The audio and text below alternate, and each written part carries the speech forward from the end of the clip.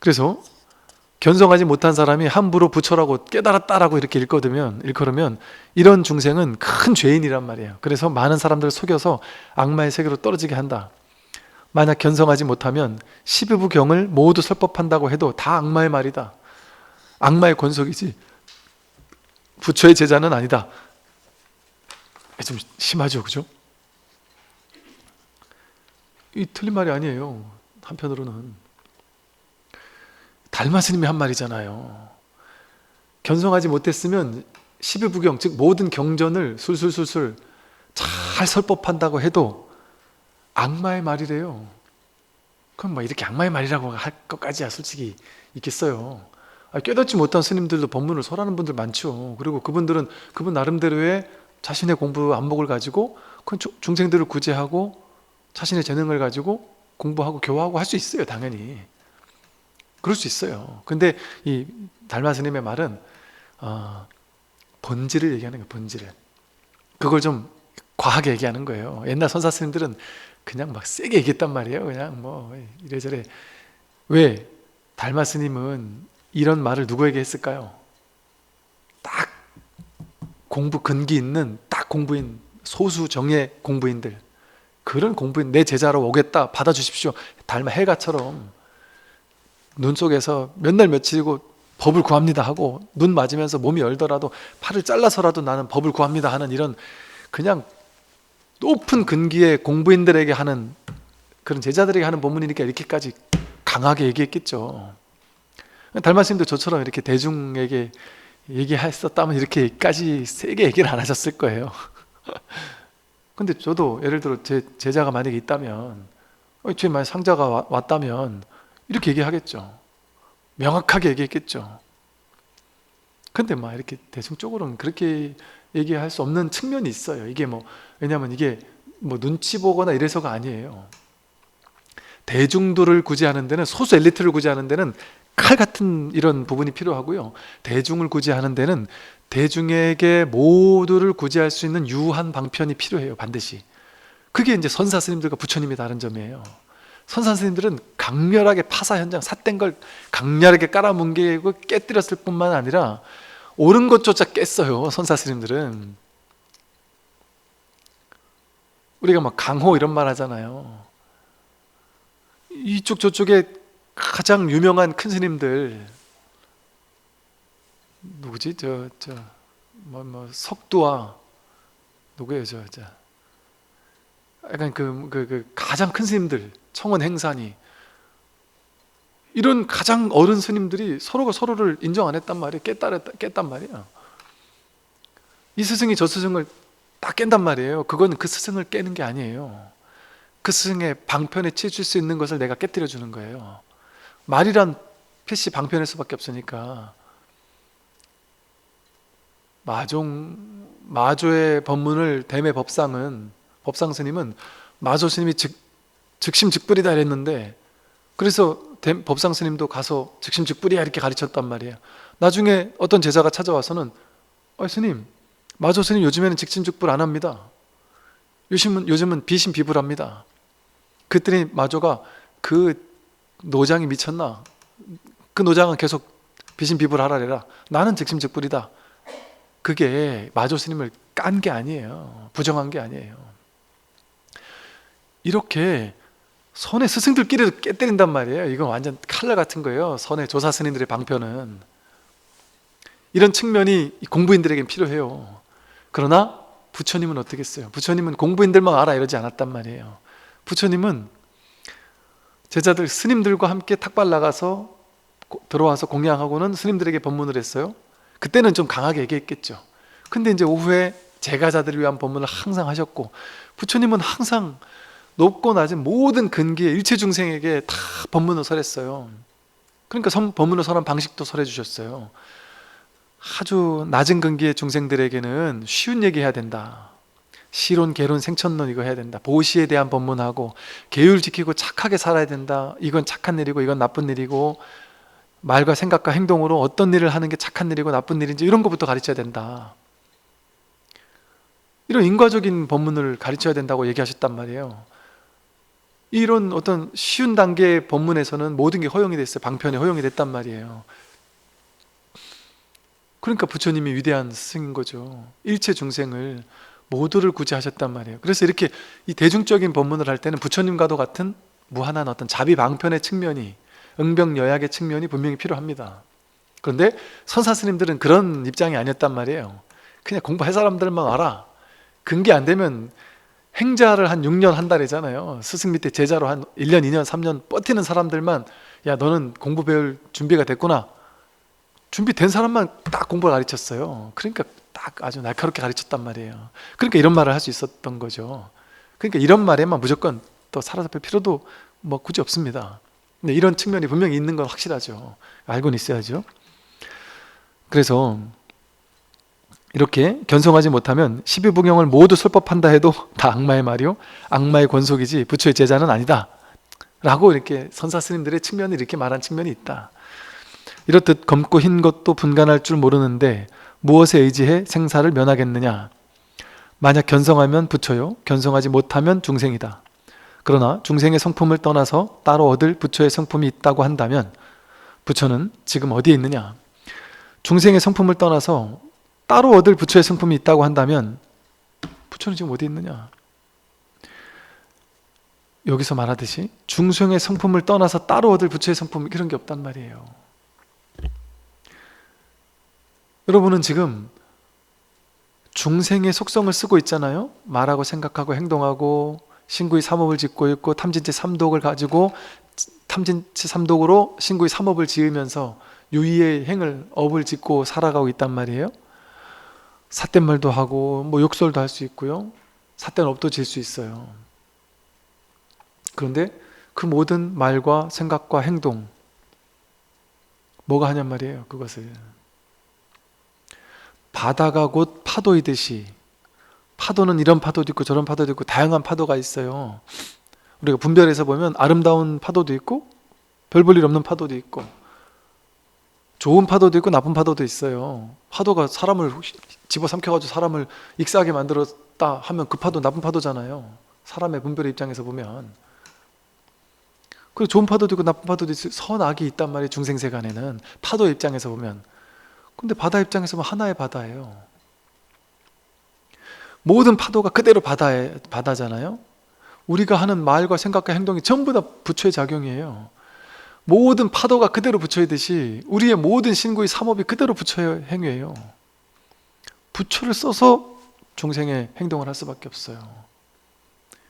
선을 행하는 것도 부처 성품을 가지고 그 선을 행하는 것이고, 악을 행하는 것도 부처의 성품을 가지고 그 악을 행할 수 있어요. 착한 사람만 부처가 아니라 악한 사람도 부처예요. 이게 불교라는 가르침의 놀라운 점이에요. 다른 가르침은 선악이 딱 나뉘어서 선은 좋은 거, 악은 나쁜 거잖아요. 악은 지옥 가야 되고 선은 천당 가야 되잖아요. 불교는 그렇지 않아요. 나쁜 놈도 부처예요. 착한 놈만 부처가 아니라 악인도 부처예요. 그러니까 부처님이 100명을 넘게 죽인 앙굴리마라도 구제했단 말이에요.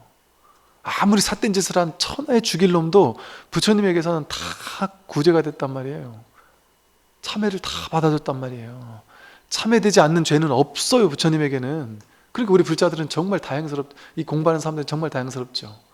아, 내가 나쁜 잘못을 저질러서 옛날에 죄를 저질렀는데 그게 나는 죽을 죄인 줄 알아서 나는 죽고 나서 지옥 갈 거야 라고 믿고 있었는데, 이 마음 공부를 해보니까 내가 죽어서 지옥 가지 않는구나. 내가 지금 참여하면 그냥 가볍게 끝나는 것이구나. 나보다 더한 100명을 죽인 앙골리마라도 부처님이 직접 찾아가서 구제해 줬구나. 아랑가를 증득했구나. 선도 악도 파도에 불과한 거예요. 한바탕 꿈에 불과한 거예요. 물론 이게 이제 중생세간에 우리 현실에서도 그렇다는 건 아니에요. 여러분, 이 출세간의 법을 얘기할 때는 현실의 법과는 다른 거예요. 현실의 법에서는 인과응보가 철저하게 적용이 돼요. 나쁜 짓 하면 나쁜 과보를 받아야죠. 나쁜 놈은. 법의 입장에서 보면 선악이 다르지 않아요. 푸틴이나 히틀러조차 부처의 성품이란 말이에요. 법의 입장에서 보면. 그럼 제가 이렇게 얘기한다고 해서 제가 막 푸틴이나 히틀러를 막 존경하겠어요? 저도 저렇게 전쟁을 하는 것이 너무 가슴이 아파요. 제가 군에 오래 있었기도 했고, 또 이게 이게 역사에 대한 관심이 있기도 했었다 보니까 정말 전쟁의 참상, 전쟁의 그 아픔, 그 어리석음, 그것을 누구보다 잘 알기 때문에 너무나도 가슴이 아팠어요. 정말 어떻게든 전쟁이 일어나면 안 된다는 생각을 했고, 그 전 세계 사람들 어떻게든 이 전쟁을 막고자 막 노력하는, 막 성금을 보내고, 또 어디에서는 오히려 러시아 쪽을 이렇게 막 해킹해가지고 사이버전을 막 사람들이 막 치르고 있다고도 하고, 뭔가 누군가가 이 전쟁을 어떻게든, 전쟁은 이거 누가 옳고 누가 틀리고를 떠나서 이런 것을 막아보자 하는 이런 마음을, 이런 뉴스를 볼 때 그냥 그 순간 거기에 확 막 눈물이 나요. 감동스럽고, 어떻게든 이런 것을 막아야 되는데 하고, 그 현실에서는 좋은 걸 보면 다 감동해요. 그 누구보다도 더 감동한단 말이에요. 영화 한 편을 보고도 눈물을 흘리고 감동하고, 행복한 사람들, 정말 좋은 사람들을 만나면 너무 감사하고, 나쁜 놈을 보면 분노하고. 현실에서는 그렇게 하는 거죠. 당연히 그렇게 하는 거죠. 그러나 이 근원에서, 이 법의 자리에서는 그 악인조차 구제해야 될 대상이에요. 어떻게 하면 저 푸틴을 구제해 줘야 되나. 참, 구제할 대상이에요. 우리가 나쁜 놈이니까 지옥 보내야 될 대상이 아니라, 지옥 보내봐야 거기가 이 한바탕에 마음자리에서 일어나는 지옥이에요. 여러분, 마음 위에 지옥도 있고 천상도 있어요. 다 같은 한바탕에 한바탕. 그러니까 내가 나쁜 놈이니까 저놈 지옥 보내야지 해도 내 마음속이에요. 그런데 그놈을 지옥 보내는 게 중요하겠어요? 그래봐야 내 마음속인데. 그러니까 그를 구제해 줘야죠. 내 마음을 깨끗하게 해야 되니까. 그가 나거든요. 그를 깨끗하게 하는 게 나를 깨끗하게 하는 거예요. 그를 응징하는 게 그것만이 능사가 아니라, 응징해봐야 그놈은 내 마음속에 있어요. 언제나. 그러니까 일체중생을 구제하는 게 이 공부거든요. 선악을 나눠놓고 나쁜 놈은 지옥 보내고, 그럼 내 할 일 다 했다, 이게 아니에요. 지옥이 여기라니까요. 그러니까 히틀러가 무슨 유대인들은 그 무슨 이상한 과학 학문에 꽂혀가지고요, 이게 무슨 이제 그 유전자라는 게 진짜 있다고 믿은 거예요. 어리석게도 우열 유전자가 있고 열등한 유전자가 실질적으로 있다고 믿은 거예요. 옛날 사람들 그랬잖아요. 그러니까 임금들도 보면 자기네들 그 종족끼리 이렇게 하듯이. 그러니까 이 지구를 어떻게 하면 발전할 수 있지? 열성 유전자들은 다 제거하면 되겠구나. 나쁜 유전자는 제거하면 되겠다. 이런 어리석은 생각을 했단 말이에요. 그런 게 진짜 있는 줄 알고. 그러니까 막 유대인들 대학살을 하고 막 이런 어리석은 일을 벌인단 말이에요. 그럼 그 열성 유전자 학살을 하면 끝나느냐? 아니란 말이에요. 그러니까 즉 우리가 이 히틀러랑 비슷한 생각을 하는 게, 요즘 사람들도 그럴 수 있어요. 50보 100보 차이가 있어. 그렇지. 어떤 거냐면, 나쁜 놈들은, 나쁜 짓 하고 나쁜 놈들은 구제할 필요도 없어. 그놈들은 나쁜 놈들이니까 그냥 평생 감옥에서 썩도록 해야 되거나, 아니면 평생 어떻게 불구가 돼도 괜찮고, 이러면서 어디다 갖다 쳐넣기만 하면 돼. 사회 아예 나오질 못하게 해야 돼. 뭐 이런 식으로 해서 그들을 구제해주기 위해서 국가 돈을 써가지고 그들 막 교화하는 활동을 하고, 그럴 필요도 없다고 뭐 이런 생각하는 사람도 있거든요. 둘로 나눠 놓으니까 잘 사는 사람들, 행복한 사람들, 착한 사람들끼리만 좋은 세상을 만들자. 그렇지 못한 사람들은, 영화도 그런 영화 많잖아요. 잘난 사람들끼리의 어떤 아름다운 세상을 하고, 못난 사람들은 아주 이상한 나쁜 세계 속에 쳐넣는, 그게 어리석은 둘로 나누는 분별심이에요. 어리석은 분별이 있으면 그런 생각이 들어요. 그런데 그 좋은 사람들도, 착한 사람들도 내 마음속에 있고, 나쁜 놈들도 내 마음속에서 일어나는 거예요. 바다 위에 파도듯이. 지옥도 이 우주 전체가 내가 이 세상에 와서 살다가 100년도 안 된 인생 살다가 떠나는 게 아니에요. 자기 마음, 내 마음이 이 우주법계 전체에 두루하단 말이에요. 이 바다와 같은 한 마음이라서. 내 마음 위에 지옥도 생겼다 사라지고, 천상도 생겼다 사라지고, 우주, 별, 은하계, 나쁜 놈들, 착한 사람들 다 내 마음속에 있어요. 히틀러도 내 마음속에 있고, 푸틴도 내 마음속에 한 자락이에요. 내 마음속에 삿된 생각, 그게 바로 푸틴이고 히틀러예요. 그러니 그들을 응징하면 끝난다? 죽이면 끝난다? 그게 아닙니다. 그들도 구제해야 되는 거예요. 그들도. 부처님 보면 신기하지 않아요? 어떻게 99명을 죽인 나쁜 놈을 세상 사람들의 이 현실 세계의 진리로 보면, 현실 세계의 법으로 보면 부처님은 나쁜 놈이죠. 왜? 99명을 죽인 범죄자는 죽이든지 사형 선고를 내리든지 해야지, 그거를 데려다가 깨닫게 만들면 돼요? 나쁜 놈이죠. 우리 현실로 봤을 때는, 현실의 법으로 봤을 때는. 근데 출세간의 진짜 법으로 봤을 때는 그도 구제해야 된단 말이에요. 그러나 앙굴리마라는 자기가 한 악업이 있으니까 스님이 돼서 아라함가를 증득했어도 탁발 나갈 때마다 사람들한테 얻어맞고 돌팔매질 당하고 맨날 피투성이가 돼서 돌아오고 밥 한 끼 얻어먹지 못하고 그랬어요. 왜? 현실의 인강보는 분명한 거예요. 그건 현실의 인강보가 해결해 줄 문제니까 내가 막 분노하고 응징할 필요가 없단 말이에요. 우리는 무한한 자비심을 가지고 일체 중생을 구제해야 되는 거예요. 분별 없이. 그게 이 공부거든요. 그러니까 외도라고 해서 무조건 욕만 하면 안 된단 말이에요. 그 외도를 구제해 줘야 돼요. 외도짓을 하는 사람이 측은한 사람이에요. 그 사람들을 먼저 구제해야 돼요. 그런 사람들은 오히려 구제가 더 쉬울 수도 있어요. 왜? 어쨌든 자기가 삿된 쪽으로 마음이 돌렸어도 이 공부에 대한 어떤 마음이 있었던 사람이라 한 기틀만 돌려주면 이 바른 길로 갈 수 있을 수도 있거든요. 그래서 우리는 전부 다 중생의 성품을 떠나 따로 얻을 부처 성품이 없어요. 중생의 성품, 즉 나쁜 짓 하는 그놈들 있잖아요. 얼마나 중생이면은 나쁜 짓을 하겠어요. 나쁜 짓 하는 그놈이 지금 부처의 성품을 가지고 그 나쁜 짓을 하고 있다니까요. 어리석어서. 자기가 부처인 줄 모르고 자기 애고 아상을 믿으니까 나 위주의 생각, 나만 잘 되면 된다는, 이게 어리석음이에요. 불쌍한 어리석음이에요. 측은한 거죠. 나쁜 놈들은 사실은 불쌍한 사람들이에요. 측은한 사람들이에요. 삿된 나쁜 짓을 많이 하는 사람들은 자기가 나쁜 짓 하고 싶어서 하는 게 아니라 이 몸이 자기인 줄 착각해서 그런 짓을 하는 거예요. 내가 부자 돼야 된다고 생각하고 저 사람은 남인 줄 알아서 그러는 거예요. 남을 괴롭히는 게 나를 괴롭히는 건 줄 모르는 어리석음 때문에 그런 나쁜 짓을 하고 있거든요. 그러니까 그 나쁜 짓을 하는 사람들이 불쌍한 사람들이죠. 어리석은 사람들이니까. 그러니까 불교에서는 탐진치 삼독이, 우리 생각에는 탐심 일으킨 사람 나쁜 놈이잖아요. 그러니까 탐심이 삼독 맞지, 진심 화내고 썩내고 막 사람 괴롭히는 사람 나쁜 놈 맞지 싶잖아요. 그런데 이것보다 더 나쁜 삼독 중에 제일 나쁜 게 치심, 어리석은 거예요. 그럼 사람들이 처음에는 이 탐진치 삼독이 제일 우리들의 독이다 이러니까 탐심과 진심은 이해가 가는데 탐내는 놈 나쁜 놈이죠. 화내는 놈 나쁜 놈이죠. 근데 어리석은 사람은 나쁜 놈은 아니잖아요. 이렇게 생각하거든요. 어리석은 사람만이 나쁜 짓을 할 수 있어요. 어리석은 게 제일 나쁜 거예요. 쉽게 말해서. 어리석으니까 그 누구도 자기를 죽이고 싶지 않거든요. 모르니까 남들을 죽이는 걸 통해 또 다른 나인 남들을 죽이는 거예요. 남들을 괴롭히는 거예요. 그들의 돈을 빼앗는 거예요. 그들의 행복이 나의 행복인 줄 모르니까, 너와 내가 둘이 아닌 이 불이법을 모르니까.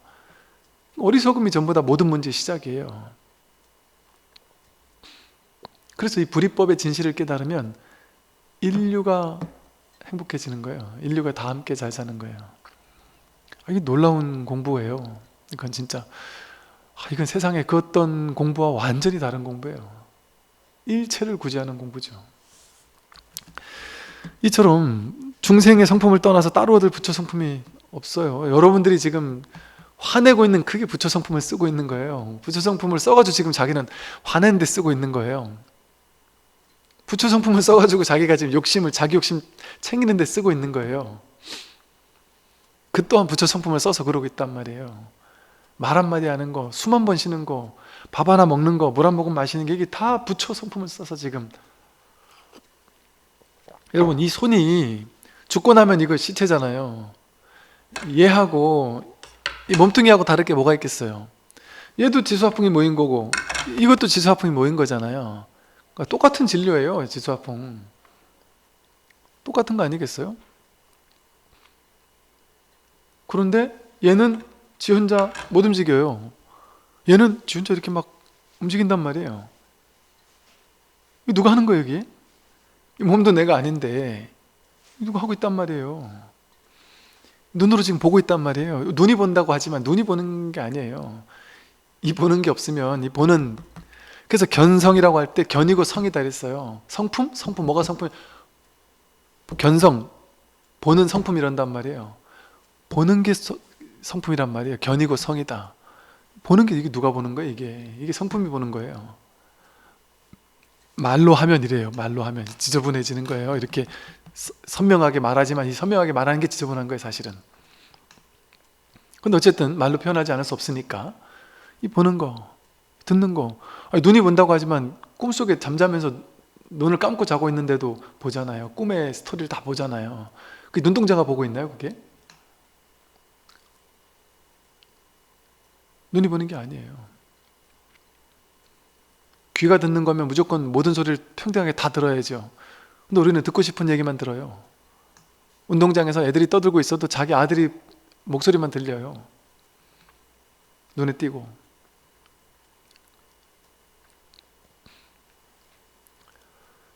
이 우리의 어떤 근원적인 성품, 우리 이거 움직이게 하고 말하게 하고 생각하게 하고 보게 하고 듣게 하고, 생각 일어날 때 생각을 하게 하는 그놈이 자기 진짜 성품이란 말이죠.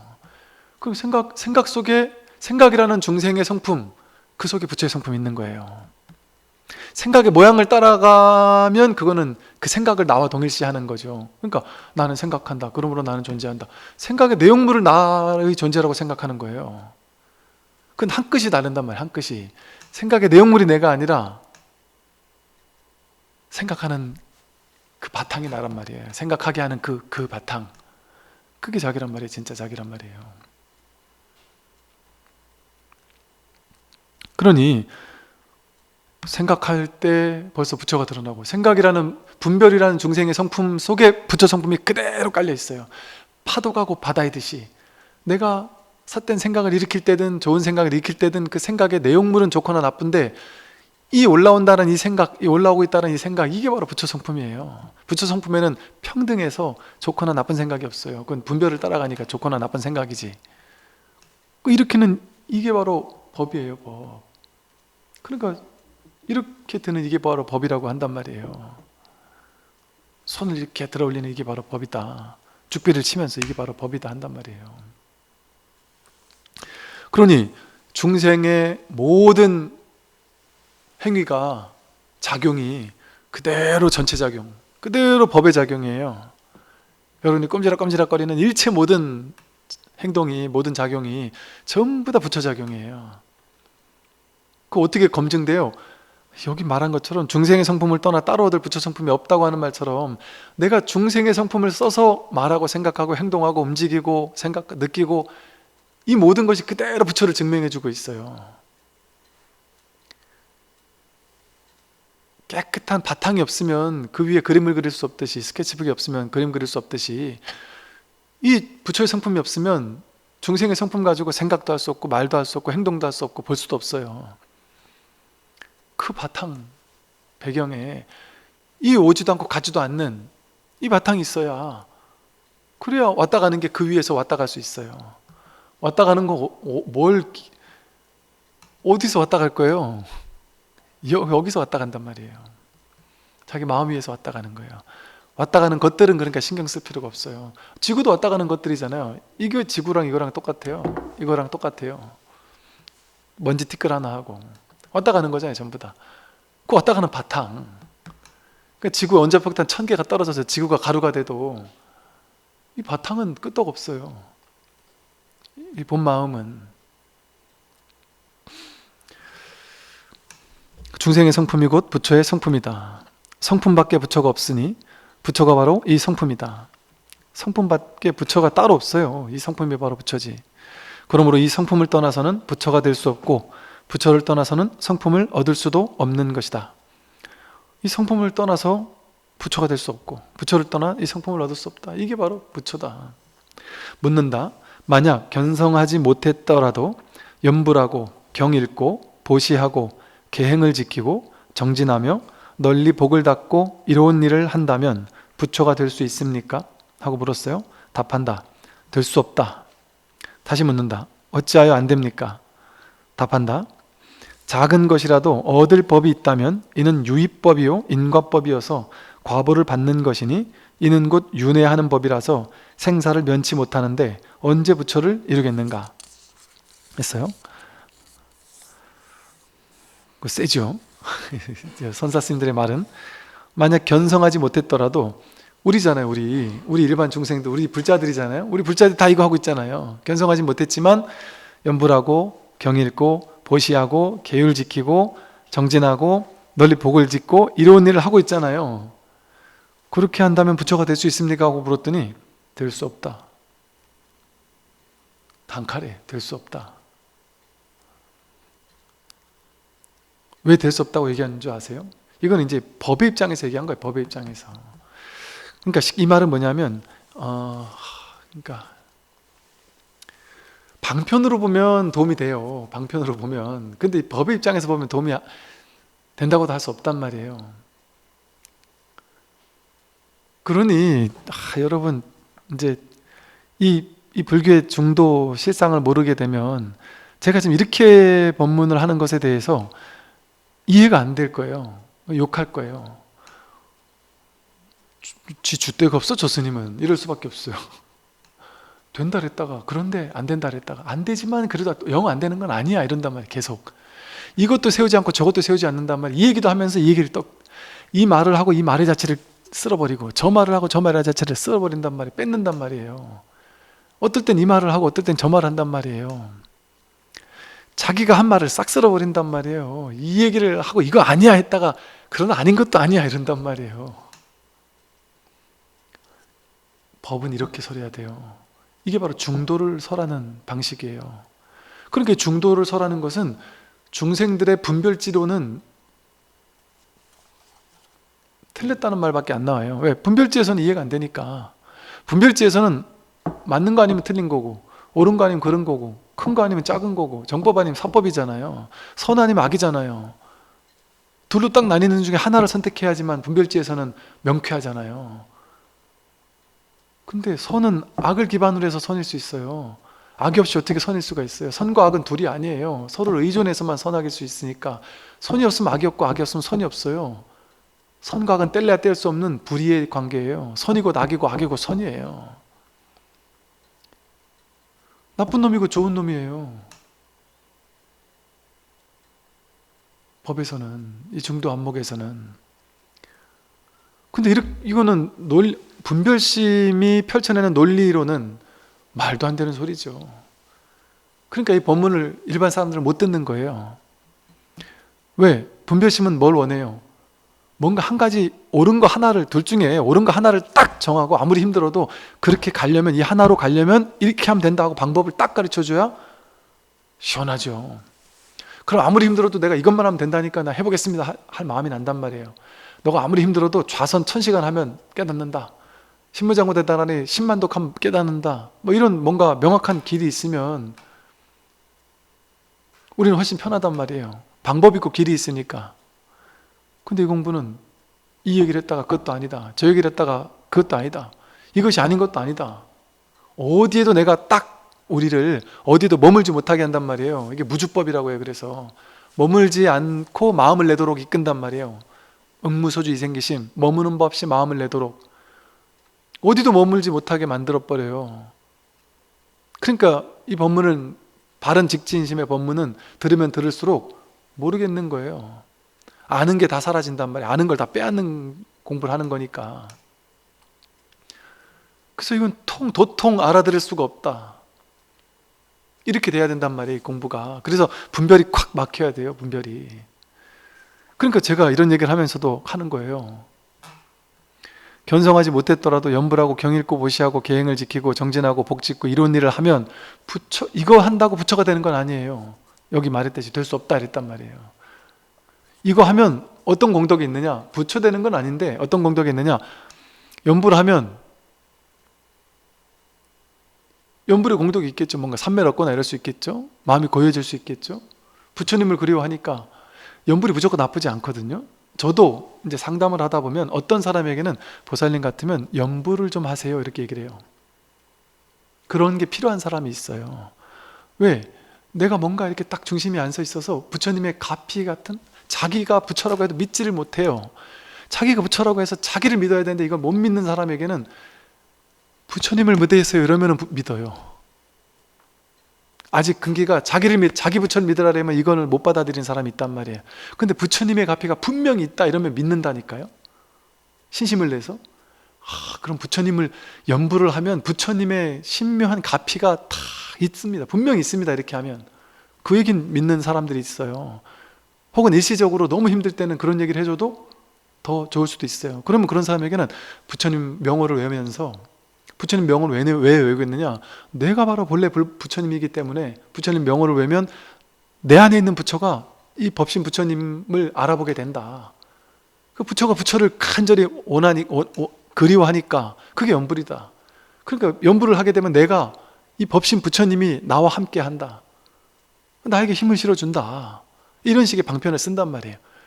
그러면 그 사람이 너무 힘들어서 두려움에 떠는 사람, 혼자서 자존감이 없고 이런 사람들은 이 부처님 연불을 하는 걸 통해, 부처님을 염하는 걸 통해서 부처님이 나와 항상 함께 하시는구나 하는 이런 어떤 자존감, 든든함, 부처님의 가피에 대한 어떤 든든함, 이런 게 필요한 사람이 있단 말이에요.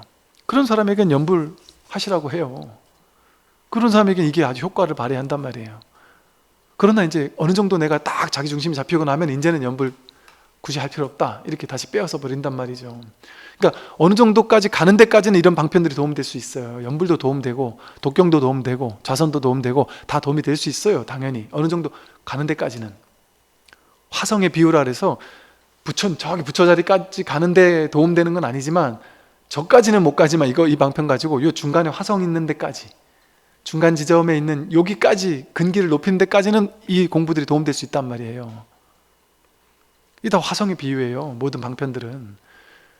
그러니까 근데 저기 부처한 데까지는 가려면 이거 가지고는 어렵단 말이에요. 그 얘기를 하는 거예요. 안 된다는 거는 진짜 안 된다는 게 아니라, 그러니까 중생에겐 도움이 되는 거죠. 이게 경전 많이 읽으면 지혜로워져요. 보시 많이 하면 복을 많이 받아요. 복이 찌질이도 없는 사람보다 복 있는 사람이 공부하기 좋겠죠. 스승복 있는 사람이 공부하기 좋듯이, 도반복 있는 사람이 공부하기 좋듯이, 찢어지게 가난한 사람은 공부할 마음을 못 내잖아요. 너무나 괴로운 사람은 공부할 마음 못 내잖아요. 복을 많이 짓고 보시 많이 한 사람은 삶이 윤택하니까 내가 공부할 수 있는 조건이 갖춰질 수 있으니까 좋을 수도 있죠. 또 계율을 잘 지키면 착하잖아요. 나쁜 짓을 안 하니까, 나쁜 짓 많이 한 사람은 마음에 양심에 어긋나는 짓을 많이 했기 때문에 찜찜해가지고 이 죄의식 때문에 부처님이 나를 구제해 주겠어? 이 죄의식 때문에 공부 못해요. 이게 방해가 되어서. 근데 나쁜 짓을 안 해서 양심에 거리낄 것이 없는 사람, 즉 계율을 청정하게 잘 지키는 사람은 마음에 거리끼는 게 없으니까 공부가 훨씬 빨라요. 그런 측면에서 계율을 지키라 한단 말이에요. 정진 열심히 어쨌든 정진한단 말이에요. 복을 닦고 이런 일을 하는 건 현상 세계에서 도움이 돼요. 또 이 화성의 비유처럼 이 정도, 어느 정도까지 저 부처 자리까지 가는 데는 모르겠는데 어느 정도까지 가는 데는 도움이 된단 말이에요. 근데 지금 여기서는 어느 정도까지 도움되는 걸 묻는 게 아니에요. 딱 공부인들에게, 이 사람들에게 이제 화성이 필요한 게 아니라 부처 깨닫는 거 필요한 사는 제자들에게 얘기하는 법문이란 말이에요. 그러니까 단호하게 얘기하죠. 그거에서 깨달을 수 있습니까? 답한다. 될 수 없다. 그거 가지고 깨달을 수 없다. 이게 이제 근기 봐서 설법하는 거예요. 쉽게 말해. 중생들에게는 이게 도움이 된단 말이에요. 그러나 어느 정도 공부가 된 사람들에게는 이게 필요 없어요. 이게. 그러나 또 완전 필요 없다고 할 수 없어요. 그럼 여러분들은 어디에 있습니까? 필요 없는 입장입니까? 필요한 입장입니까? 몰라요. 내가 섣부르게 아상을 가지고 나는 필요 없습니다 이렇게 얘기해가지고 막행막식하면 안 된단 말이에요. 그러니까 우리는 겸손한 마음으로 연불해야 되면 할 수도 있단 말이에요. 근데 억지로 일부러 막 굳이 안 해도 되겠지만, 어느 절에 갔는데 연불하고 있다. 그럼 겸손한 마음으로 같이 열심히 마음을 관하면서 연불하면 된단 말이에요. 경전도 보고 보시도 하고 계율도 지키고 정진하고 복을 짓고 이런 일을 해야죠. 최선을 다해서 현실적인 계율 지켜야 돼요. 그래서 최대한 지킬 만큼 지켜야 돼요. 그러나 막 계율을 절대시해가지고 절대 진리라고 막 집착할 필요는 없단 말이에요. 저도 안 그래요. 저도 저도 사실은 이 기존 불교계 안에 있는 이 틀, 이거 싫어가지고 나는 그냥 정단 없이 살겠다 하고 나온 것도 있어요. 부처님은 주는 대로 먹었잖아요. 쉽게 말해. 부처님 제자들은 다 주는 대로 먹었어요. 제자들이 주는 걸 받아 먹었어요. 뭐 오신채 못 빼라 안 했단 말이에요. 뭐 고기 빼고 뭐 무슨 뭐 마늘 빼고 뭐 빼고 우리 절에서는 그럴 수가 없어요. 스님이 저 혼자밖에 없어서 공양조보사님도 없고, 그 신도님들이 집에서 이렇게 하다가 혹은 절에 와서 하니까 그분들한테 그냥 봉사로 와서 이렇게 반찬 어쩌다 한 번씩 반찬도 해주시고 그러는데, 그분들한테 사찰 음식으로 하세요. 못 빼고 사찰 음식으로 배워가지고 하십시오. 다 떨어져 나가게 해요.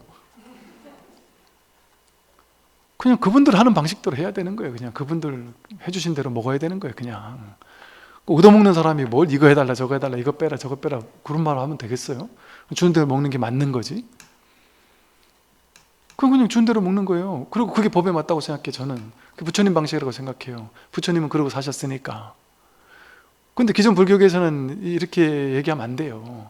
그러니까 그게 또 틀린 건 아니고, 그 여건이 되는 절에서는 그렇게 하는 게 맞죠. 저도 그런 여건이 되는 절에서는 그러고 살았죠. 근데 그러니까 제가 잘하다는 얘기가 아니에요. 이것만이 옳다는 얘기도 아니에요.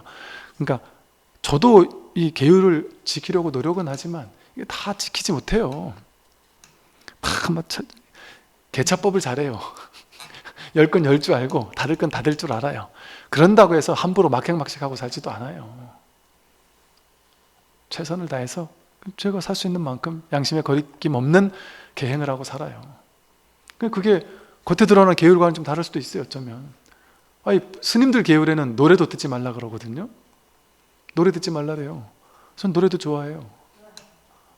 노래 듣는 것도 좋아해요. 공부만 하다 어떻게 공부만 해요. 삶이 공부인데 뭐. 한 번씩 이렇게 노을이 지는 하늘을 보면서 산길을 걷고 바닷길을 걷고 운전을 하고 할 때 그 아름다운 풍경을 보면서 그 음악을 탁 틀고 있으면요, 뭐랄까, 감성이 촉촉해져요. 즐거워요. 그런 이 지구별의 아름다움을 만끽하는 이 즐거움.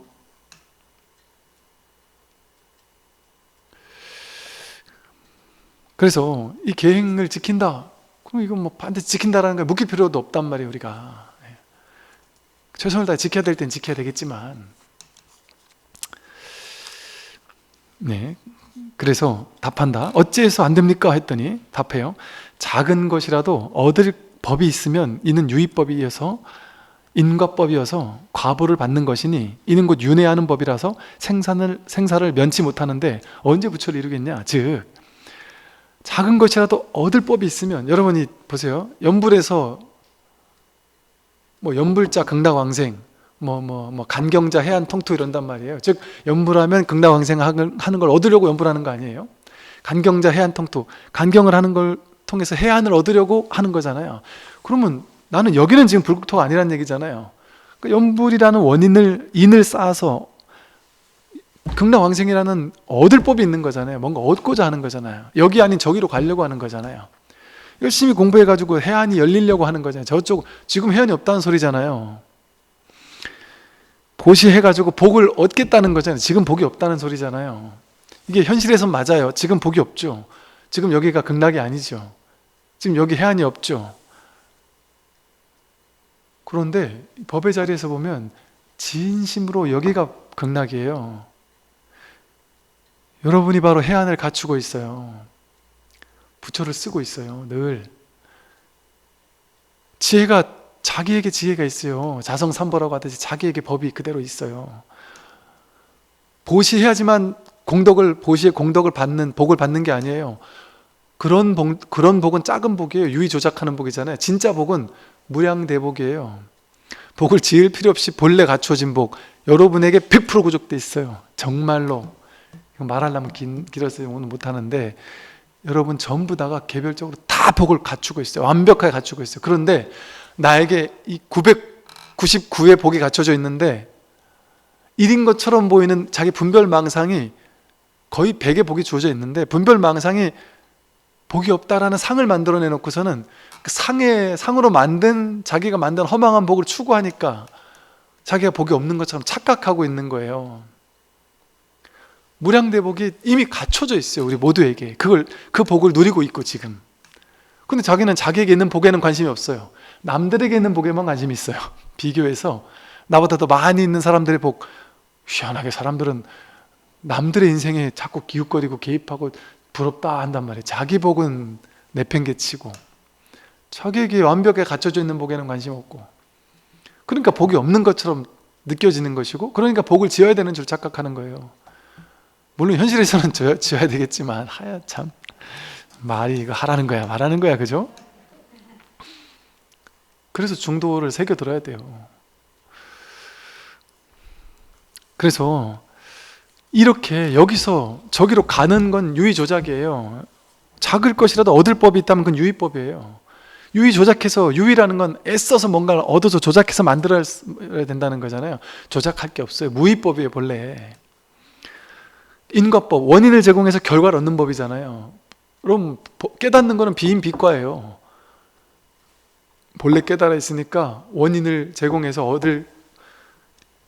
얻는 인과법이 아니에요. 현실 세계가 인과법이에요. 현실 세계가 인과법의 세계예요. 깨달음의 법계는 비인비과예요. 본래 깨달아 있어요, 완벽하게. 그러니까 인과법은 중생세계라는 얘기예요. 그러니까 이렇게 얻고자 하는 게 있으면 유의법이고 인과법일 뿐이란 말이에요. 인과법이어서 과보를 받는 것이니 열심히 수행해서 수행의 결과를 받겠다는 것 다 진짜 공부 아니에요. 여러분이 깨닫는 순간, 어떤 순간이 깨닫는 순간이냐면, 깨달아야지 하는 추구심을 가지고 있다가 내가 원하는 깨달음을 딱 추구하고 있다가 저리로 가려고 하다가 열심히 공부하는 걸 통해 결국 저걸 딱 얻을 때 깨달음이 완성되는 게 아니에요. 추구심을 가지고 깨달아야지 하다가 추구심이 딱 내려놔지면서, 아, 본래 여기였구나. 내가 가지고 있던 이 추구심이 딱 내려놔지는 게, 그게 깨달음이에요. 한 발자국도 갈 데가 없었구나, 지금 여기서 완성된 자리였구나라는 걸 깨닫는 거예요. 그러니까 자기가 자기를 깨닫는 거예요.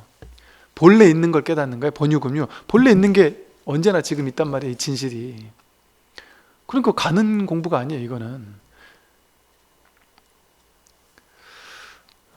그래서 이런 공부는 다 윤회하는 법이에요. 그러니까 여기서 저기로 가려니까 복을 지어야 복의 결과를 받잖아요. 복을 짓니까 유의 조작해서 업을 짓는 거예요. 그럼 업을 받아야 돼요.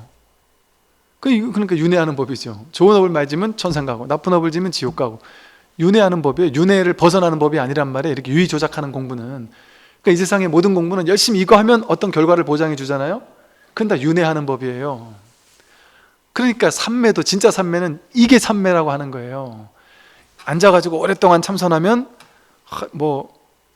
무색계 사선에 이른다, 비상비상처 정에 이른다. 그거는 윤회하는 법이에요. 이르러 봐야 삼계 아니잖아요. 윤회 속이잖아요. 그러니까 삼매 속에 계속 있으려고 하면은 그건 진짜 삼매가 아니라고 하는 거예요. 진짜 삼매는 일행삼매라고 한단 말이에요. 지금 이대로가 삼매라고 한단 말이에요. 본연삼매, 본래 삼매. 유의 조작해서 만들어내는 삼매는 가짜라고 하는 거예요, 그래서 불교에서는. 그러니까 열심히 이렇게 명상하면 어떤 삼매를 얻을 수 있습니다 라고 얘기해서 그 삼매를 얻어야 된다고 얘기하는 단체는 좋은 단체이긴 하지만 이 깨달음과는 무관하다. 그냥 육계, 색계, 무색계 중에 인간 의식인데 천상세계 의식, 조금 더 높은 의식으로 이렇게 좀 진일보하는 정도의 공부를 가르치는 단체구나, 이렇게 생각할 수밖에 없어요. 부처님이 버린 거잖아요. 그걸 버리지 않으면 깨달을 수 없어요. 그거는 어쨌든 아무리 높은 거라 할지라도 윤회하는 법이에요. 그래서 생사를 면치 못해요. 근데 언제 부처를 이루겠습니까? 그거 해가지고 어떻게 부처를 이룰 수 있겠어요? 오늘 여기까지 말씀을 드리겠습니다. 성불하십시오.